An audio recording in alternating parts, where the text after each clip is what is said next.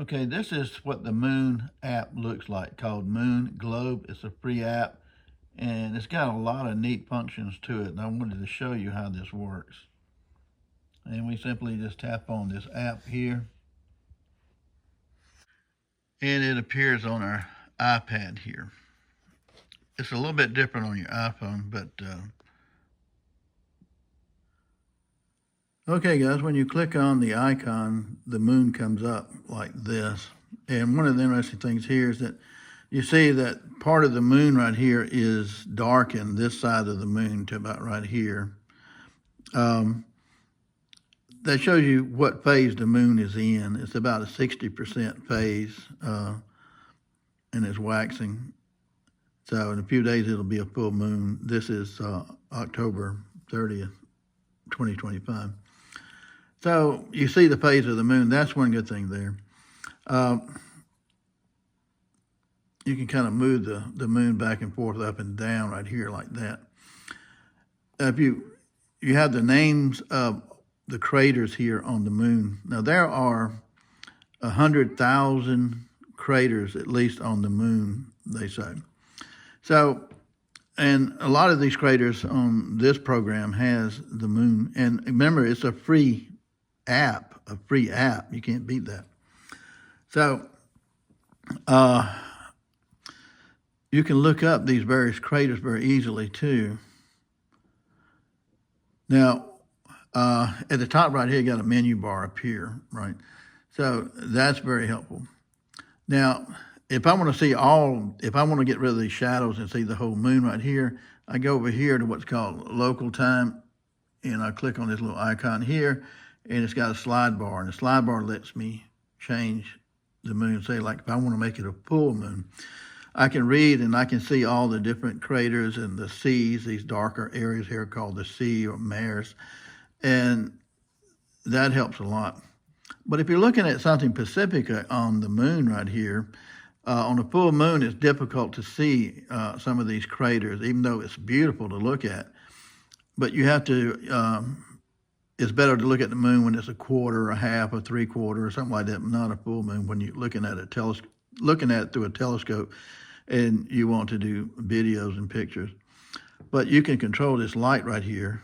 And notice when we control this light right here, like this crater right here is one of the main craters called Copernicus. You can't really see it that well, but it's one of the brightest craters close to the center of the moon. And remember, when you look at the moon, you see the same face of the moon, exactly the same face of it. You never get to see the side of the moon or the back side of the moon. It's always the same part of the moon that you're looking at, the face of the moon.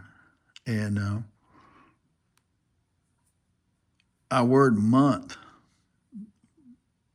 comes from kind of the word moon, because it takes a whole month, almost 29 days, for the moon to make one complete revolution, where on Earth we make a complete revolution every 24 hours.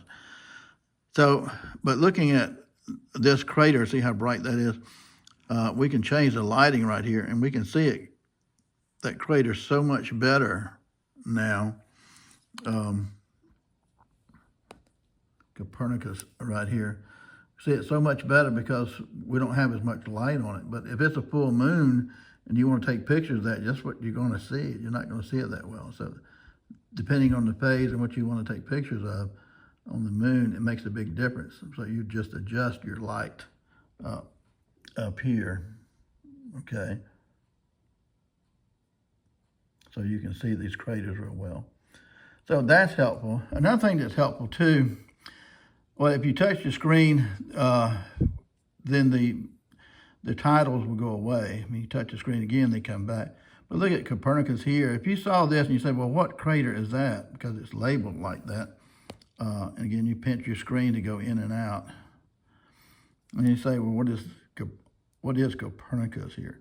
You click on it and you have this information pop up. Where it's located at, the diameter, 93, which is like, I think, close to 70 miles in diameter, which is pretty good size.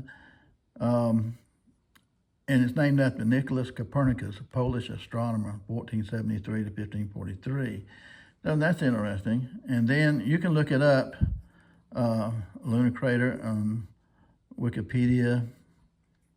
And I mean, the web address is right there. So Copernicus crater has all this information here.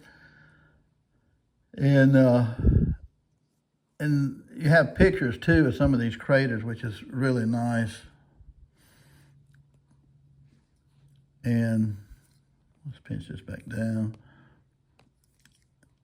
add some more light. But again, in this mode right here, it just moves, the whole moon moves right here. Now over here on the menu, you have what looks like a telescope right here. This is how you see the Earth with a telescope. I mean, when you look at it, it's going to look like this, the same face every time. It does not change. Okay. But if you click on this telescope icon right here, we have viewpoint and vision, orientation, Earth location. The viewpoint, if we click on that, it has above globe. If we click on above globe, the pen's not working right. We can see the Earth here. Now we'll click on the screen again to get rid of these titles. Okay. Now we can turn the moon any direction. We can turn it left, we can turn it right, we can go up, we can go down vertically, we can go diagonal in any direction that we want to go. So that way you can kind of control what you're looking for, okay? And that's one thing I really like about this too. Another thing that's interesting, these three bars right here, we click on that. If you were looking up something, if somebody told you to look up a particular crater that you're talking to, and let's go back to Copernicus, or yeah, we'll go Copernicus, C-O-P, and this pops up right here, Copernicus, and watch what happens when I click on this right here. It automatically takes you straight to Copernicus right here. And remember, so you can look up anything in just a second if you know what you're looking for, or somebody tells you to look up something. And so I like that feature right there really well too. And let's see what else was here. Okay, that's your terrain. And right here you have a compass right here on this little icon right here. And that pops up. And this is kind of vertically setting right here on this iPad, but if it's laying down, north would be in this direction here, and east would be in this direction here. And it shows you the direction of the sun, where the sun is at overhead. And it's kind of more south because it's going over, the sun comes out of the east, right? And right here is the moon. The moon comes out of the east, so it gives us the position of the moon there. I thought that was pretty neat too. And sound and compass direction. Okay, Mars, globe here. These are apps you can buy if you like to look at Mars and some other planets and so forth. I don't know if those cost any money or not. Right here, got a question mark. And here it has a director on how to use the moon globe, how to use this app right here in the credits. The Midnight Planet. If we look up like Lunar Reconnaissance Orbiter, and these are some of like the orbiters that take pictures of the moon. That's why it's mapped out the way it does, because they go around the moon. And we see right here kind of the orbiter. There's information here. It was launched on June 18th, 2009, Exploration Science. And a video here on YouTube about that on the south pole of the moon. And a bunch of other information and stories about all of that too. And it has a lot of programs like that here. LROC Image, Arizona State. And you see, we've got images and data, news and editor. It has a lot of different programs like this, and this is pretty interesting right here. This is really close detail. And there's a crater here. But there's a lot of information that you can find also, which keep you pretty busy if you like studying things like this. And there are other programs, and some of these will not, are no longer working. Some of these programs or sites that it takes you to are no longer active, and but you still have a ton of information there. And back over here, this circle right here, that gives us our light scan, so we can make it brighter or not. Our local time on Earth in October 30th, 2025. Now, if you wanted to change that light, what's the moon going to look like? Today is the 30th, actually. So if we look at the 31st, we see the shadows of the moon start to change. November 1st, November 4th,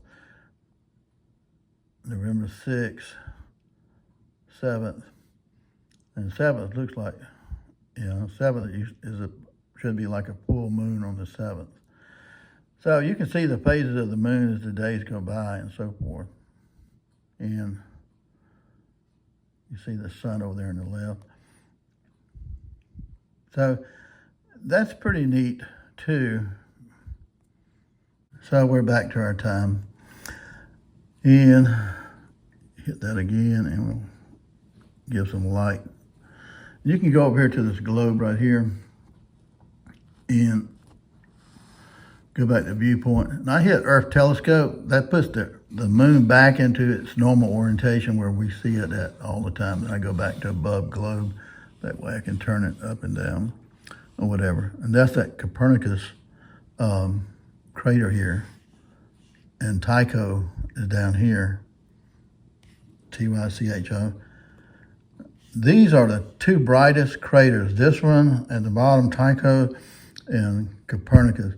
And if you memorize only two craters on the moon, if you memorize Tycho and Copernicus, you will always see them right here in this position.